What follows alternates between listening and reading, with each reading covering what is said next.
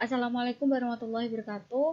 We are from group 2. We will present about listening comprehension assessment. So the first is about what is listening comprehension. Listening comprehension is the ability to understand and think about something that is read to you. Jadi, listening comprehension adalah kemampuan untuk memahami dan berpikir tentang sesuatu yang telah kita baca. And the next is the importance of listening. So the importance of listening is one reason for this emphasis is that listening is often implied as a component of speaking. How could you speak a language without also listening? Therefore, we need to pay close attention to listening as a mode of performance for assessment in the classroom. Begins with a basic principle and type of listening, and then move to that can be used of listening. Jadi, assessing listening adalah hal yang paling berperan dalam mengembangkan kemampuan berbahasa karena listening merupakan faktor utama dalam berkomunikasi. Sebab kita terlebih dahulu mendengarkan, kemudian hasil yang dari dengarkanlah yang nantinya kita ungkapkan. And the next is basic type of listening. So the basic type is designing appropriate assessment tasks in listening begins with the specification of objectives or criteria. These objectives may be classified in the terms of several types of listening performance. So the first basic is intensive. Intensive listening is listening for perception of the components like phonemes, words, intonation, discourse, and matter of a large stretch of language. Intensif adalah menguji bagian terkecil dari bahasa, seperti fonem, kata, intonation, discourse, makers, dan lain-lain. And the second is responsive. Listening to a relatively short stretch of language is greeting, questions, comment, comprehension check in order to make a short response. Responsif merupakan merespon dengan tepat apa yang telah didengarkan.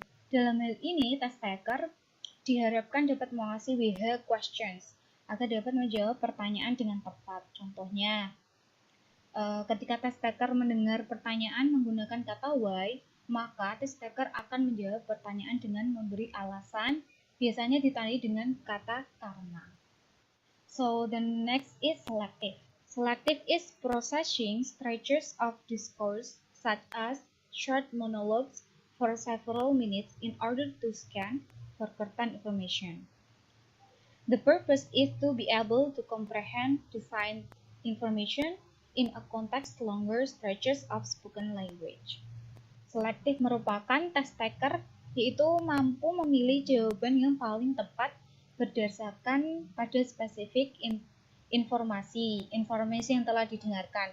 Dalam selective listening, siswa biasanya diminta untuk mendengarkan nama, angka, arah, atau fakta, dan kejadian tertentu. And the last is extensive listening. Extensive listening is listening to develop a top-down global understanding of spoken language. Pada extensive, dibutuhkan pemahaman yang lebih meluas dan umum. Biasanya mencakup tentang intisari atau ide pokok dari apa yang didengarkan. And next, micro and macro skill of listening. The macro skills isolated the skills that relate to the discourse level of organization, while those that remain at sentence level continue to be called micro skills. In micro skills, the listener has to interpret intonation pattern. Example, recognize stress and rhythm. Jadi dalam keterampilan macro skills, itu mengisolasi keterampilan yang berhubungan dengan tingkat wacana organisasi. Sedangkan yang tetap pada tingkat kalimat, itu disebut keterampilan mikro. Jadi keterampilan makro di sini lebih luas daripada keterampilan mikro. The micro and macro skill provide 17 different objectives to assess in listening. Micro and macro skills of listening adapted from Richard 1983. Divided by two kinds. First is micro skills and second macro skills. Micro skills from number 1 till number 7 and macro skills from number 8 until number 10. For the complete the different objectives in the book there are 17 different objectives. First is discriminate among the distinctive sound of English. Number 2, retain chunks of language of different length in short-term memory. Number 3, recognize English stress pattern, words in stressed and unstressed position, rhythm structure, intonation contours, and their role in signaling information. Number 4, recognize reduce form of word. And number 5, distinguish word boundaries, recognize a core of words, and interpret word order pattern and their significance. Number 6, process speech at different rates of delivery. Number 7, process speech containing pause, errors, corrections, and other performance variables. Next, macro skills, number 8 until number 10. Number 8, recognize the communicative functions of utterances according to situations, participants, goals. Number 9, invert situation, participants, goals using real-world knowledge. And the last, number 10, from events, ideas, and so on, describe, predict outcomes, infer links and connection between events, deduce causes and effects, and detect such a relation as main idea, supporting idea, no information, given information, generalizing, and exemplification. The next is designing assessment tasks. The first is intensive listening. Once you have determined objectives, your next step is to design the tasks, including making decisions about how you will elicit performance and how you will expect the test taker to respond. A classic test text gives a spoken stimulus and asks test takers to identify in the following example. The first is recognize phonological and morphological elements. There are phonemic pair consonants. The test takers here, for example, he is from California, and test taker read A, he is from California, B, she is from California. The next is phonemic pair vowels. Contohnya, test taker itu mendengarkan is he living, lalu dalam pembacaannya mereka memilih yang pertama A, is he living, B, is he living, bedanya itu pakai E sama pakai I.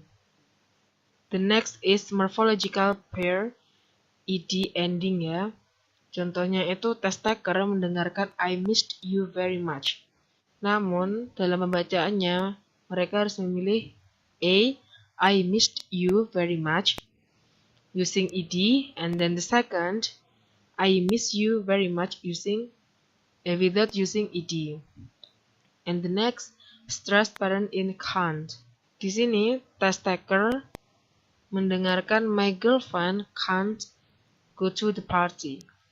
Untuk menjawabnya, test taker harus memilih yang A, my girlfriend can't go to the party, and the B, my girlfriend can't go to the party. Next, paraphrase recognition. There is here sentence paraphrase. Contohnya, test takers mendengarkan, hello, my name is Keiko. I come from Japan. Nah, lalu test takernya menjawab yang A. Keiko is comfortable in Japan. B. Keiko wants to come to Japan. C. Keiko is Japanese. D. Keiko likes Japan. The next designing assessment task is responsive listening. A question and answer format can provide some interactivity in this slower and listening task. The test taker's response is the appropriate answer to a question. The first is appropriate response to a question. Jadi, respon yang tepat untuk sebuah pertanyaan. Contohnya, test taker ini mendengarkan how much time did you take to do your homework? Lalu pilihan jawabannya yaitu yang pertama A. In about an hour. B. About an hour. C. About $10. D. Yes, I did. Okay.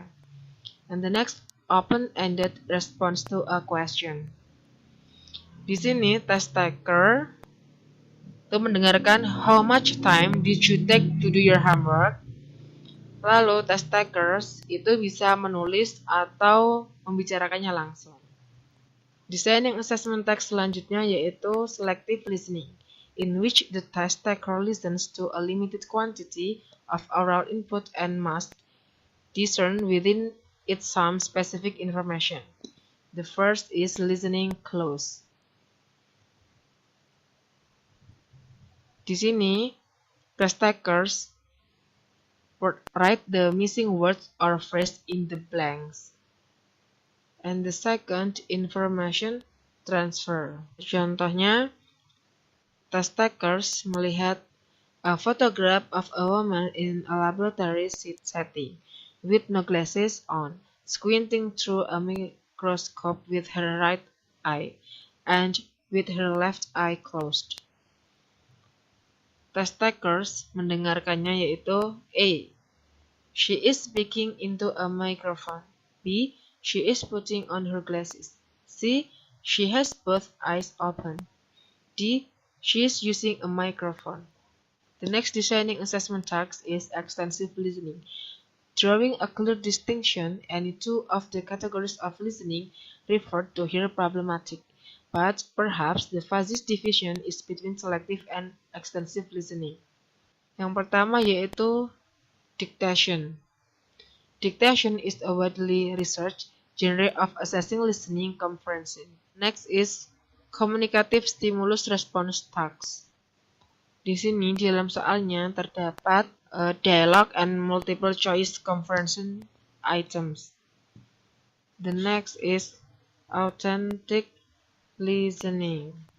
It is a scoring system for lecture notes to measure the ability of the students.